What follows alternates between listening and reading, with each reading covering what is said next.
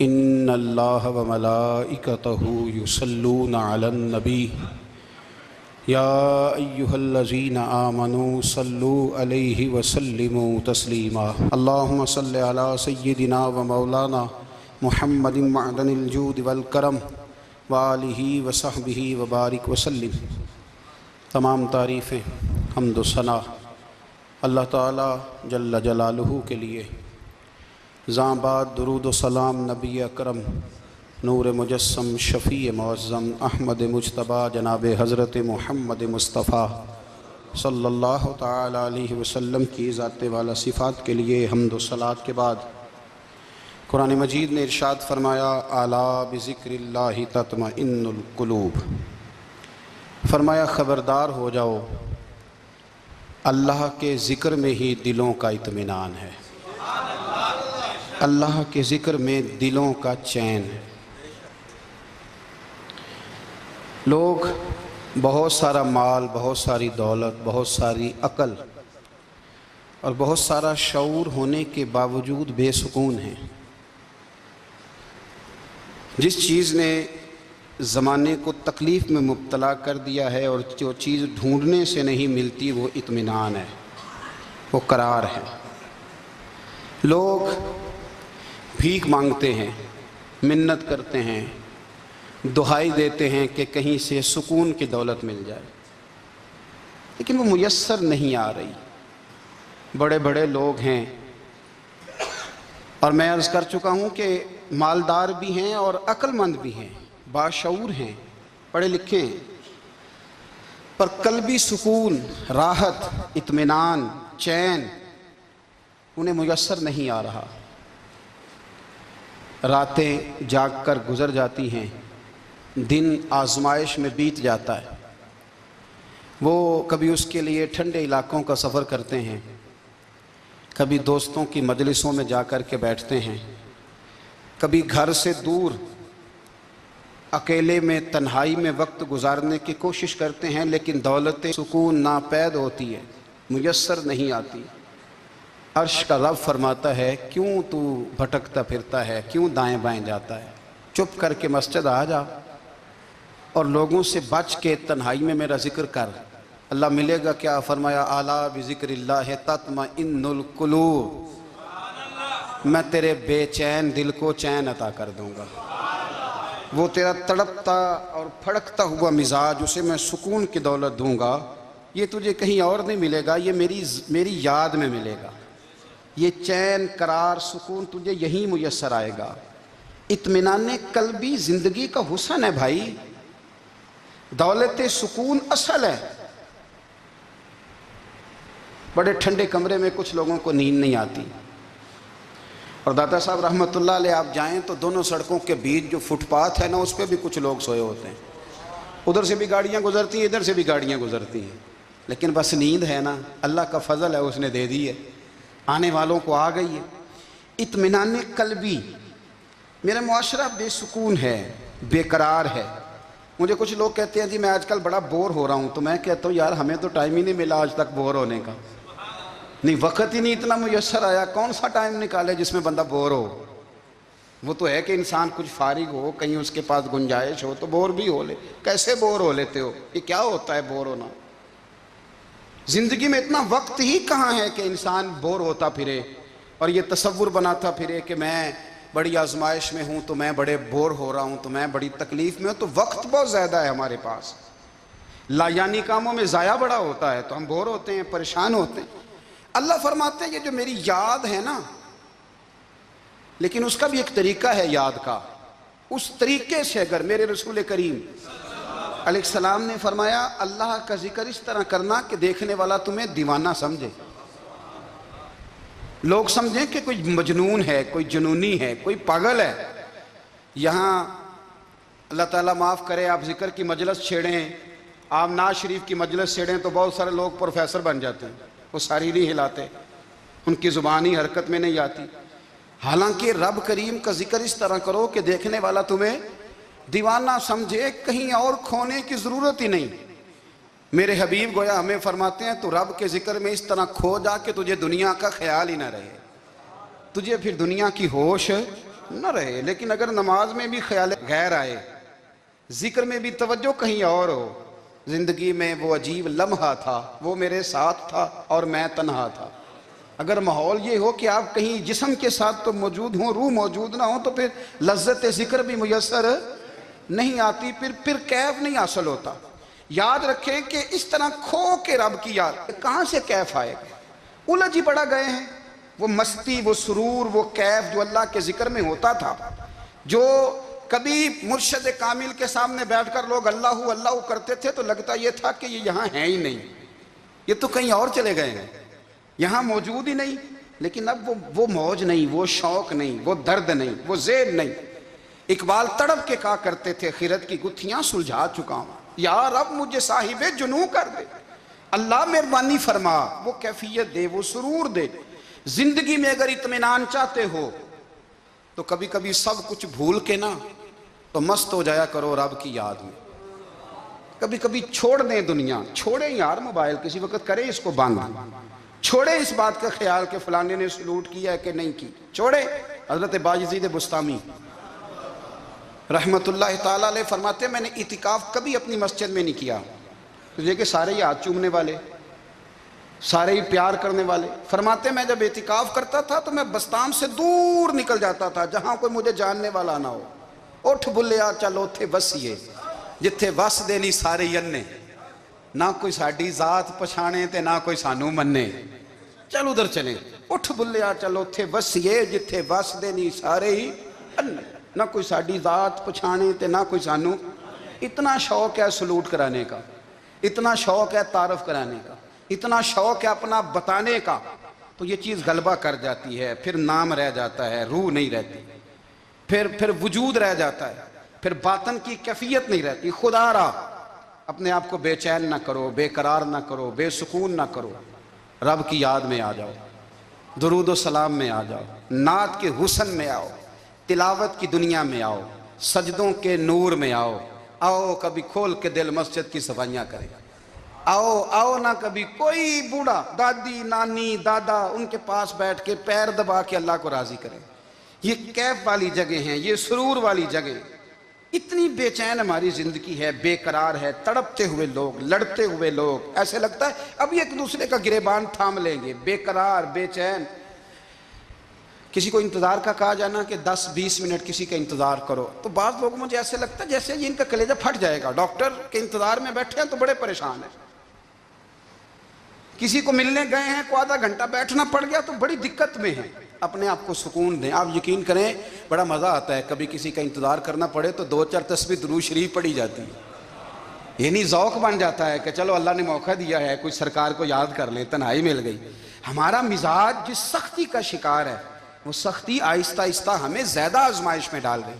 تو میرے بھائی زندگی میں اطمینان حسن ہے، اور وہ سب سے زیادہ اللہ کی یاد میں ملتا ہے، وہ سب سے زیادہ رب کریم کے ذکر میں۔ سب سے زیادہ جو چاہتا ہے نا دل ٹھنڈا رہے، زبان میٹھی رہے، وہ مدینے والے محبوب پہ درود و سلام پڑھا کرے، وہ حضور پہ درود و سلام پڑھا کرے، زبان میٹھی رہے گی۔ میرا ذاتی تجربہ ہے کہ جو آدمی اپنے اخلاق سنوارنا چاہے وہ حضور پہ درود شریف پڑھے، جو اپنے اخلاق سنوارنا چاہے، طبیعت کو ٹھنڈا رکھنا چاہے، وہ درود شریف پڑھے، اس کا دل سکون میں آئے گا۔ کچھ کام اور ہیں زندگی میں اطمینان کے لیے، ان کا ہونا بھی بڑا ضروری ہے۔ سب سے پہلے اگر آپ چاہتے ہیں نا زندگی میں سکون ہو تو حقیقتوں کا سامنا کرنا سیکھیں، آپ جو ہیں وہ رہنا سیکھیں، جو آپ نہیں ہیں وہ بننے کی کوشش نہ کریں۔ حقیقت کا سامنا کرو گے تو زندگی اطمینان میں آ جائے۔ ہم نے نا بہانے بنا لیے ہیں، ہیلے بنا لیے، جھوٹ کے سہارے اپنے آپ کو اونچا کر لیا۔ ایک آدمی سے کہا جاتا ہے تو رشوت نہ لے، تو کہتا ہے میں غریبوں سے نہیں لیتا۔ تو میرا سوال یہ ہے کہ امیروں کا حساب لینے کی اللہ نے تیری ڈیوٹی لگائی ہے، تیرے ذمہ لگایا ہے کہ تو امیروں کا حساب کر، تمہیں کیا ضرورت پڑی ہے؟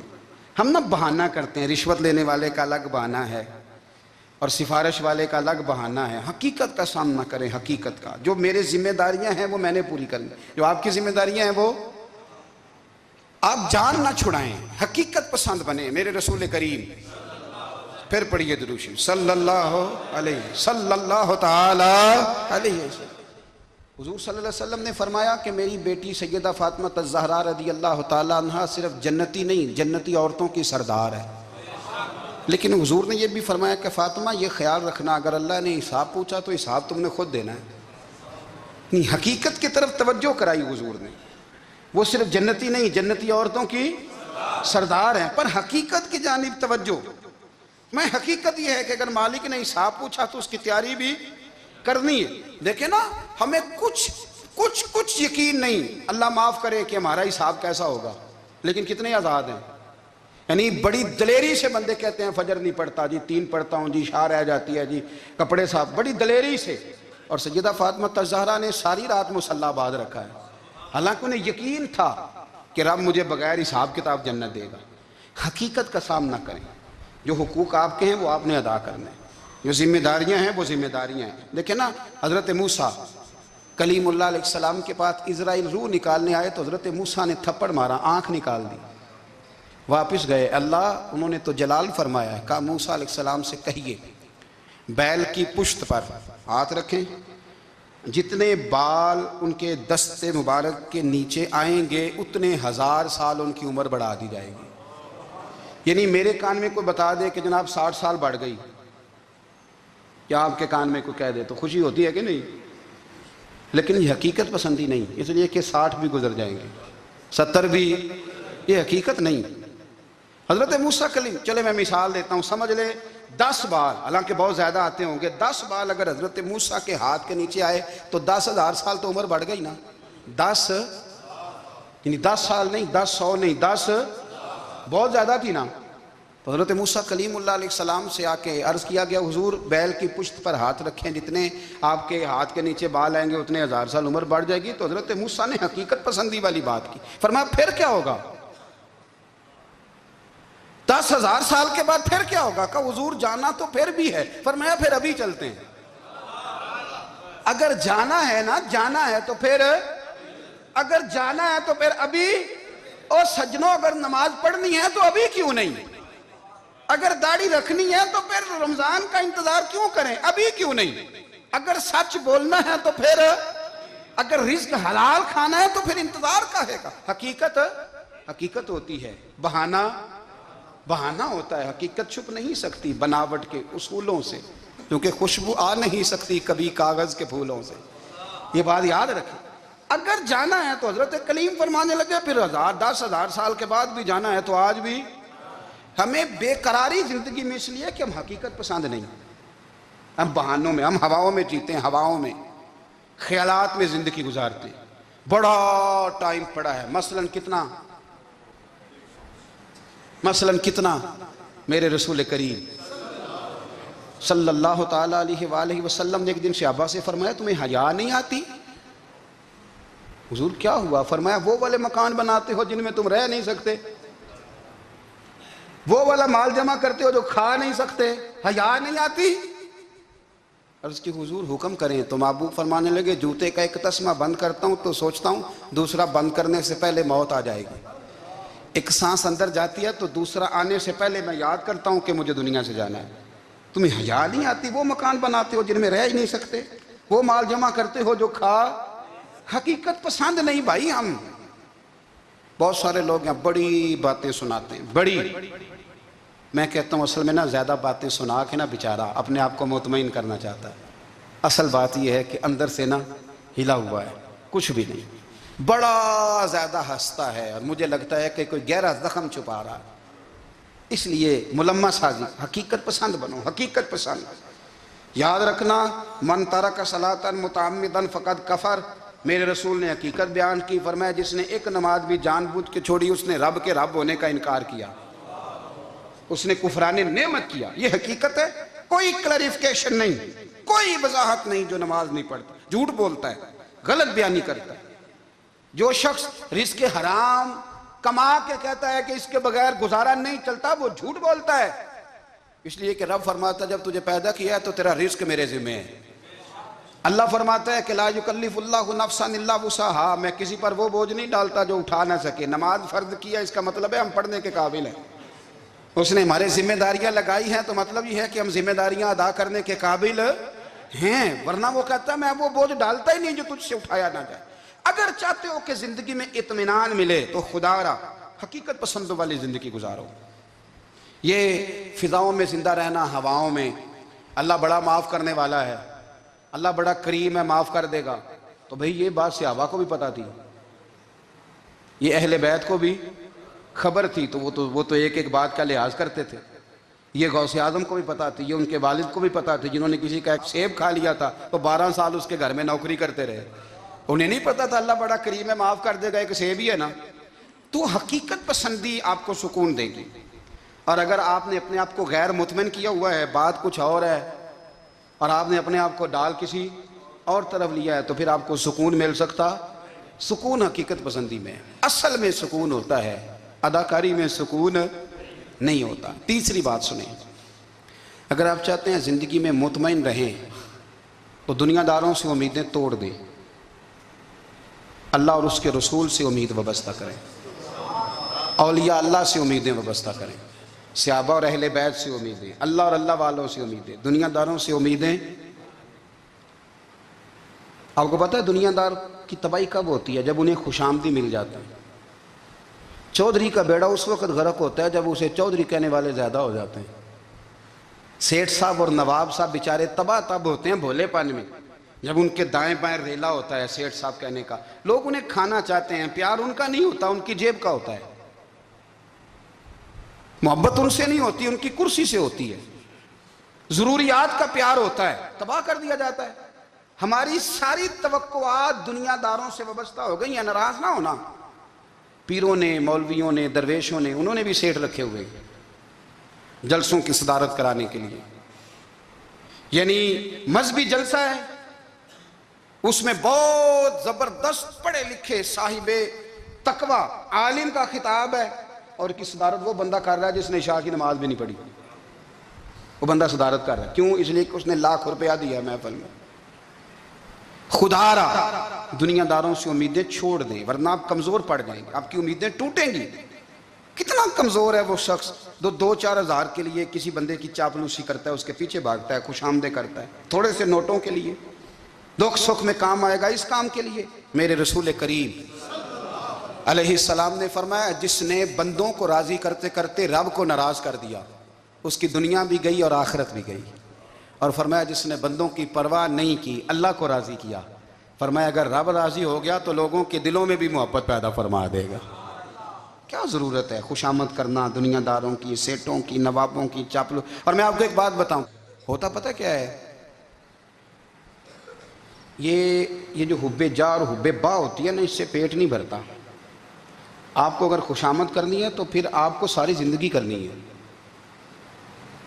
پھر ان کو بھی پتہ ہوتا ہے کہ تعلق کس بنیاد پر ہے، اس میں کبھی بھی خلوص پیدا نہیں ہوتا۔ آپ بے چین رہتے ہیں، بے قرار رہتے ہیں، آپ کو تکلیف رہتی ہے ہمیشہ۔ کبھی بھی دنیا داروں سے امیدیں وابستہ نہ کریں۔ ایک بات سنیں بڑی شاندار، امام غزالی نے لکھی ہے۔ امام غزالی فرماتے ہیں کہ ہارون الرشید نہ حج کر کے واپس آیا بغداد میں، تو کونے میں حضرت بہلول دانا بیٹھے تھے، رش بہت تھا، مجمع بڑا تھا۔ حضرت بہلول دانا بھی سڑک کے کنارے بیٹھے تھے، تو سپاہی کہنے لگے یہاں سے اٹھ جاؤ، فرمانے لگے ہارون الرشید کی زمین نہیں، زمین میرے رب کی ہے، میں کیوں اٹھوں؟ وہ قریب سے گزرا تو سلام لی، تو آپ نے اس کا پروٹوکول دیکھا تو فرمانے لگے ہارون الرشید تجھ سے تگڑے تگڑے موٹے موٹے پروٹوکول میں نے لوگوں کے دیکھے ہیں، اور یہ جو تیرے دائیں بائیں آج تیرے نعرے لگا رہے ہیں، یہ پہلے ان لوگوں کے نعرے لگایا کرتے تھے، اور تھوڑا وقت گزرنے دے، جو تیرے بعد آئے گا نا یہ سارے پھر ان کے نعرے بھی لگائیں گے۔ تو جھوٹ کی دنیا میں زندہ ہے، ان سے تو نے امیدیں وابستہ کی ہیں، یہ کل اس کے نعرے لگائیں گے۔ اس کے دل پہ بڑا اثر ہوا، گھوڑے سے اتر آیا، آگے کہنے لگا حضور آپ نے مجھے بڑی اچھی نصیحت کی ہے، میرا دل بڑا ٹھنڈا ہوا ہے، میں نے سنا ہے آپ مقروض ہیں، کچھ لوگوں کا قرض، تو مجھے کوئی حکم ہی کر دیں۔ آپ ہنسنے لگے، فرمانے لگے یار تو بڑا ہی بیوقوف ہے، بڑا ہی بیوقوف ہے تو، میں تجھے نصیحت کر رہا ہوں تو مجھے الجھا رہا ہے، حضور کوئی حکم کر دیں۔ کیا خوبصورت انداز ہے رب کریم کے بندوں کا۔ حضرت بہلول دانا فرمانے لگے تیرا رب کون ہے؟ کہا اللہ۔ تو فرمایا میرا کون ہے؟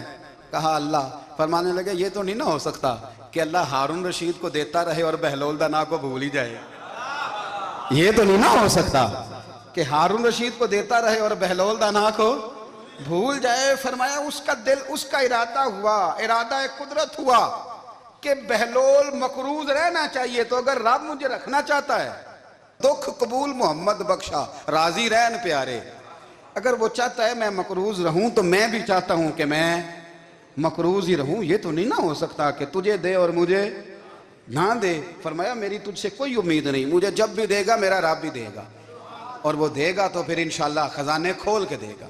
دنیا داروں سے امیدیں وابستہ کرنا، لوگوں کے پیچھے، یہ چھوڑ دیں، آپ بے چین رہیں گے، بے قرار رہیں گے۔ اللہ والوں سے ضرور امیدیں وابستہ کریں، اس لیے کہ ان کے پاس جو کچھ ہوتا ہے وہ دراصل رب کا ہی ہوتا ہے۔ لیکن سیٹھوں سے، نوابوں سے، سیاستدانوں سے باز آ جائیں، ہماری بڑی امیدیں وابستہ ہیں۔ میں اکثر کہتا ہوں جتنے پھیرے نوکری کے لیے دنیا دار کے دروازے پہ لگائے ہیں نا، اس سے کم دفعہ مسجد میں نفل پڑے ہوتے تو رب اتنی بڑی مہربانی فرما دیتا۔ تیسری بات یہ یاد رکھیں، اگر سکون لینا چاہتے ہیں نا، اگر سکون لینا چاہتے ہو نا تو لوگوں کو ڈسکس کرنا بند کر دو۔ کس کو اللہ نے کتنے پیسے دیے ہیں وہ جانے اور اللہ جانے، کس کو اللہ نے کتنی گاڑیاں دی ہیں وہ جانے، اور لوگوں کو ڈسکس کرنا جی۔ یعنی میں ایک جگہ بیٹھا تھا تو ایک صاحب گاڑی والا گزرا، گاڑی میں بیٹھ کے، اس کا پڑوسی تھا، کہندے تھا منہ ہے کار والا، میں کہ وہ تے ہے تاں ہی بیٹھا ہے، تو میں کہ سمجھانا سی نا انہوں، میں کہ توں تے میں حساب لائیے بھی ساڑھے کول کوئی نہیں، وہ تے ہے، لیکن نا اللہ نے اسے دی ہے نا، تو اللہ نے چاہا نا وہ کار میں بیٹھے، تو جس نے پھٹے پہ بیٹھ کے یہ تبصرہ کیا کہ منہ ہے کار والا، میں کہ وہ تے ہے تاں کار ہے۔ اب مجھے تجھے اندازہ لگانا چاہیے کہ ہم کیا یہ بحث ہے؟ یعنی اللہ کو چاہیے تھا معاذ اللہ کے پہلے تجھ سے پوچھتا کہ اسے کار دینی ہے کہ نہیں، کیا مطلب فضول بحث ہے؟ وہ چیز ہمیں اتنا تنگ کرتی ہے، اتنی تکلیف دیتی ہے کہ آپ یقین کریں سارا دن اسی کو ڈسکس کرتے ہیں، سارا دن۔ اس کے پاس گاڑی ہے، اس کے پاس کار ہے، فلانے کا پیسہ 1 نمبر ہے، فلانے کا 2 نمبر ہے، فلانے کا 6 نمبر ہے۔ اصل بات کے اندر حسد ہے، اس کو نکالو۔ ایک بات کہنے لگا ہوں، اسے یاد رکھنا، میرے اعلیٰ حضرت رحمۃ اللہ علیہ فرمایا کرتے، حسد کرنے والا بندوں پر اعتراض نہیں کرتا، اللہ پر اعتراض کرتا۔ وہ کہتا ہے اللہ اسے کیوں دیا ہے، اتنا کیوں دیا ہے، معاذ اللہ وہ اللہ کی تقسیم پر اعتراض کرتا ہے۔ حسد کرتے ہو بے چین رہو گے، حسد آپ کے دل کو تڑپا کے رکھ دے گا۔ چھوڑے، اللہ بڑا کریم ہے، جس کو جہاں چاہتا ہے وہاں بٹھا دیتا ہے۔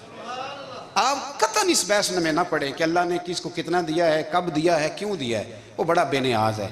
حسد آپ کو تباہ کرے گا۔ دنیا میں پہلا گناہ جو ہوا تھا وہ حسد تھا۔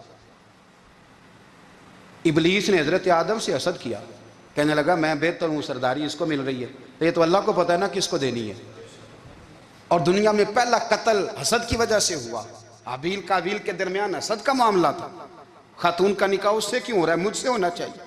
حسد تباہی کرتا۔ آپ یقین کریں، یعنی دکاندار کے سامنے دوسری دکان پڑتی ہے اور پریشان ہو جاتا ہے، وہ کہتا ہے میرا کیا بنے گا، لا حول ولا قوت الا باللہ العلی العظیم، یعنی تیرا کیا خیال ہے کہ تیرے حصے کی روٹی وہ کھا جائے گا، اتنا چھوٹا دل، یعنی تیرا موقف یہ ہے کہ تیرے حصے کا نصیب اس تک چلا جائے گا، یہ تیری خواہش ہے۔ ایک دوسرے کی کمزوریاں بیان کرنا، اس کا تو مال ہی ناقص ہے جی، اس کے تو پاس ہی کچھ نہیں، یہ تو کمزور لوگوں کا طریقہ ہے۔ میرے رسول کریم علیہ السلام گزر رہے تھے، پت جھڑ کا موسم تھا، خزاں کا موسم تھا، درختوں کے پتے جھڑ رہے تھے، صحابہ کو ساتھ لے کے حضور گزرے اور ایک درخت کی ٹہنی کو پکڑ کے حضور نے ہلایا۔ صحابہ فرماتے ہیں کہ چھم چھم اس کے پتے گرے، زمین پر ڈھیر لگ گیا۔ حضور نے فرمایا دیکھا تم نے کیا ہوا؟ حضور ہاں۔ فرمایا کتنی تیزی سے پتے جھڑے ہیں، صرف تنا رہ گیا ہے اور خالی ٹہنیاں رہ گئی ہیں، کوئی حسن بچا ہے؟ حضور نہیں۔ تو نبی کریم فرمانے لگے جو حسد کرتا ہے نا اس کی نیکیاں بھی اسی طرح جھڑ جاتی ہیں،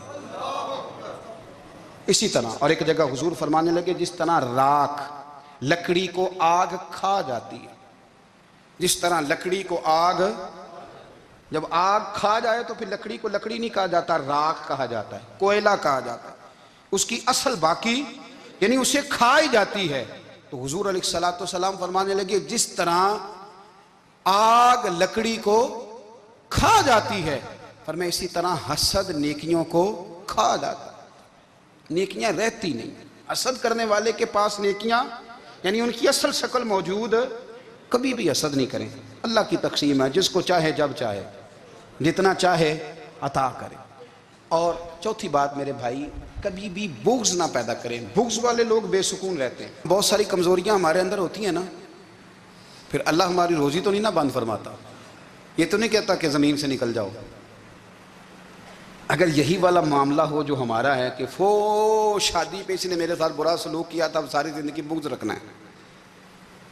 اگر یہی معاملہ فرشتے اللہ کی بارگاہ میں کہیں کہ یا اللہ اس نے فلانے دن شراب پی تھی، اب اس کو زمین میں نہیں رہنے دینا، نظام زندگی چلے گا؟ اگر اللہ ہمیں معاف کرتا ہے تو ہم بندوں کو معاف کیوں نہیں کرتے؟ آپ یقین کریں، اتنی لمبی عداوتیں، اتنا لمبا حسد، اتنا لمبا بغض، اتنا لمبا. حدیث میں نے پڑھی، میں حیران رہ گیا. میرے نبی کریم علیہ الصلوۃ والسلام نے فرمایا اپنی بیوی سے کبھی بغض نہ رکھنا. اگر اس کی ایک بات ناپسند ہو تو اسے چھوڑ کے وہ بات دیکھو جو تمہیں پسند ہے. میں اس حدیث کو پڑھ کے سوچنے لگا کہ کیا بیوی کا بھی بغض رکھتے ہیں لوگ؟ اب حضور نے کہا ہے تو اس کا مطلب ہے لوگ بیوی کا بغض بھی رکھتے ہیں. اب اس پر استدلال کر کے مجھے کہنا پڑے گا کہ سسرال والوں کا بغض بھی رکھتے ہیں. کہنا پڑے گا کہ بھائی کے سسرال والوں سے بھی بغض رکھتے. اس حدیث کی روشنی میں سمجھا کہ لوگ بھابھی کا بغض رکھتے ہیں. بغض، ورنہ عادتیں تو ہماری بھی کئی بری ہوتی ہیں. اگر عادات ایک وجہ بنے اختلاف کی تو عادتیں تو ہماری بھی کئی بری ہیں، لیکن ہم اپنی بری عادتوں سمیت اپنے آپ سے پیار کرتے ہیں، اور سامنے والے کی ایک بھی عادت بری ہو تو اس سے بغض رکھتے ہیں. بغض نہ پیدا کریں. میرے نبی پاک علیہ الصلوۃ والسلام نے فرمایا کچھ چیزیں تمہارے دین کو مونڈ ڈالیں گی، تباہ کر دیں گی، کاٹ دیں گی. حضور کون سی؟ فرمایا حسد، تکبر اور بغض. یہ تمہارے دین کو تباہ کر دیں. ہم بے چین اس لیے ہیں کہ ہم نے بہت سارے لوگوں کا بغض پالا ہوا ہے، اور ہر فیلڈ میں سیاستدان نے سیاستدان کا، ذاتیات پر اتر کے بات کرتے ہیں، معزز ترین لوگ، تاجر نے تاجر کا، اللہ ماشاءاللہ بعض جگہ پہ اہل علم بھی ایک دوسرے سے عداوت رکھتے ہیں. خدا را دل رب کریم کے آنے کا ٹھکانہ ہے. یہ صاف ہوگا تو اس میں رب رسول کے جلوے ہوں گے. اگر اس میں عداوت ہو، اس میں بغض ہو، اس میں کینہ ہو، نفاق ہو، سنیں میرے رسول کریم حضرت ابوبکر صدیق رضی اللہ تعالیٰ عنہ کہتے ہیں میں رو ہی پڑا. مکہ فتح ہوا نا، تو اکرمہ بن ابو جہل نے پیغام بھیجا کہ میں نا کلمہ پڑھنے کے لیے آ رہا ہوں. وہ بات لمبی ہے، میں موضوع پہ رہنا چاہتا ہوں. کہتے ہیں جب وہ آنے لگا نا تو نبی پاک نے ہم سب کو بلایا. ہم حاضر خدمت ہوئے تو حضور فرمانے لگے کہ اس کے باپ نے نا بڑا ظلم کیا ہے ہمارے ساتھ، ابو جہل نے بڑا ستایا ہے، بڑی تکلیف دی ہے.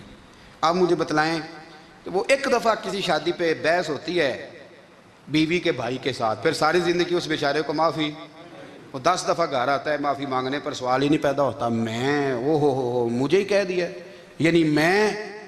یعنی پھر مجھے ہی کہہ دیا آپ نے، اور میری شان میں بے ادبی، اور پھر میں معاف کر دوں؟ توبہ توبہ توبہ، یہ کیسے ہو سکتا ہے؟ میری ناک نیچی ہو جائے گی.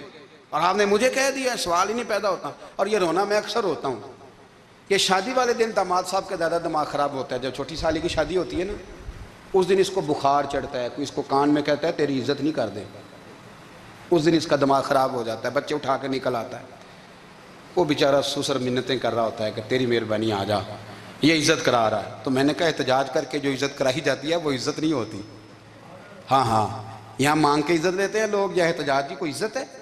آپ کے اندر کمالات اتنے ہوں کہ آپ کی عزت کرنے کو دل چاہے، یعنی مزہ آئے، یعنی لطف آئے، یعنی آپ دور بیٹھے ہوں تو کسی کا دل کرے آپ کو اسٹیج پہ بلانے کے لیے. یہ کیا بات ہوئی کہ چھائے جانا اور بھاگ کے آگے جانا؟ ان سے نکلیں. اکرمہ بن ابو جہل کلمہ پڑھنے کے ارادے سے آ رہے ہیں. حضور علیہ السلام نے صحابہ کو بلایا. کتنی زیادہ عداوت رکھی جا سکتی تھی معاذ اللہ؟ کب سے وہ چلا تھا ظلم کرنے، اور اس کے بعد اس کا بیٹا شروع ہو گیا.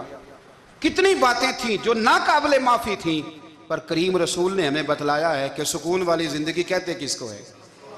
جب سب لوگ جمع ہو گئے تو حضور نے فرمایا بھئی وہ کلمہ پڑھنے آ رہا ہے، اس کے باپ نے ظلم بڑے کیے ہیں، پر میری نصیحت یہ ہے کہ اس کے سامنے اس کے باپ کو کوئی برا نہ کہے. خبردار کوئی اس کے سامنے کوئی بات نہ کرے. اب وہ کلمہ پڑھنے آ رہا ہے، مطیع ہو کے آ رہا ہے، بان کے آ رہا ہے. کہتے ہیں اللہ کے رسول نے نا کافی دیر تک خطبہ دیا، بریفنگ دی، بات سمجھائی. جناب صدیق اکبر کہتے ہیں میں رو پڑا. ایک صحابی مجھے کہنے لگے تمہیں کیا ہوا؟ تو میں نے کہا میں مصطفیٰ کی رحمت پہ رو رہا ہوں. دیکھو کن کے لیے حضور گراؤنڈ بنا رہے ہیں، اے دیکھو کن کے لیے حضور تیاری کر رہے ہیں، جنہوں نے ساری زندگی دشمنی کی. خدا را یہ اندر سے عداوتیں نکال پھینکو، او بھائی اتنا تو لمبا ٹائم ہی کوئی نہیں، اتنا تو وقت ہی کوئی نہیں، اس کو صاف رکھو، بندہ کوئی کر بھی گیا تو کوئی حرج نہیں۔ چنگی مندی سجنا کولوں 100 واری ہو جاندی، یار یاراں دا گلا نہیں کر دے، اصل پریت یار یاراں دا جڑا گلا کردا جے یار نہیں جے ہوندا، ہاں پکی بات، پکی پیڑی۔ میرا ایک سنگی مجھے آ کے آنے لگا فلانی جگہ بندہ یہ بات کر رہا تھا، میں کہا تو اوتھے ہی سیں سوندا سیں، تم ہی نال ہی سیں، میرا تو سجن بات سن ہی نہیں سکتا۔ چنگی مندی سجنا کولوں 100 واری ہو جاندی، یار یاراں دا گلا نہیں کر دے، اصل پریت جنہاں دی۔ ہاں جو بندے پھر ہوتے اس طرح کے، ان کے لیے بھی میاں صاحب نے کہا ہے، ان کے لیے بھی میاں صاحب نے کہا ہے، ان کے لیے بھی آپ نے بات ارشاد فرمائی ہے۔ آپ نے فرمایا چنگا ہویا لڑ نیڑیوں چھٹا، کتے عمر نہیں لنگی ساری، بے قدران دی یاری کولوں توبہ لکھ لکھ باری، او چنگا ہویا لڑ نیڑیوں چھٹا، کتے عمر نہیں لنگی ساری۔ جو اس طرح کا تھا نا شکوے کرنے والا، بغض رکھنے والا، فرمایا بے قدران دی یاری کولوں توبہ، یعنی لاکھ تے لاکھ کنے ہو گئے، یعنی 2 لاکھ باری توبہ کی تھی انہوں نے، گنی نہیں جا سکتی جتنی میاں صاحب نے توبہ کر دی۔ بے قدرے دوست، بے قدران دی یاری کولوں توبہ لکھ لکھ باری، چنگا ہویا لڑ نیڑیوں چھٹا، کتے عمر نہیں لنگی ساری۔ تو مہربانی کریں، ایک تو اگر آپ مطمئن رہنا چاہتے ہیں تو کبھی کبھی نا مست ہو کے ذکر الہی کریں، مست ہو، وہ والا ذکر نہیں جس میں آپ موبائل بھی دیکھ رہے ہیں اور کہانیاں بھی۔ میرے سامنے کو بندہ جمعے والے دن یا تقریر کے درمیان تسبیح لے کے بیٹھ جائے تو میں اس سے پوچھتا ہوں تو دو کام ایک ٹائم جی میں پہ کرنا ہے؟ میری بھی بات سن رہے ہو، تسبیح پڑھی تو ممکن ہی نہیں، تسبیح تو تسبیح ہے، جب وہ ہوگی تو پھر کوئی اور کام سوال ہی نہیں پیدا ہو۔ ایک تو ذکر کریں محو ہو، دوسری بات حقیقت کا سامنا کریں۔ آپ اگر مطمئن رہنا چاہتے ہیں تو حقیقت پسند بنیں۔ تیسری بات حسد چھوڑ دیں، دوسروں کو ڈسکس کرنا چھوڑ دیں، آپ یہ دیکھیں کہ اللہ نے مجھے کیا کچھ دیا، اس پہ راضی رہیں۔ اور چوتھی بات عداوت چھوڑ دیں، سینے میں کینہ چھوڑ دیں، آپ کی زندگی مطمئن ہو جائے گی، آپ خوشحال رہیں گے۔ وہ جو آپ لفظ کہتے ہیں نا کہ میں بور ہوں، میں پریشان ہوں، اس سے آپ نکل آئیں گے۔ اللہ ہمیں محبوب کی غلامی میں زندہ رکھے۔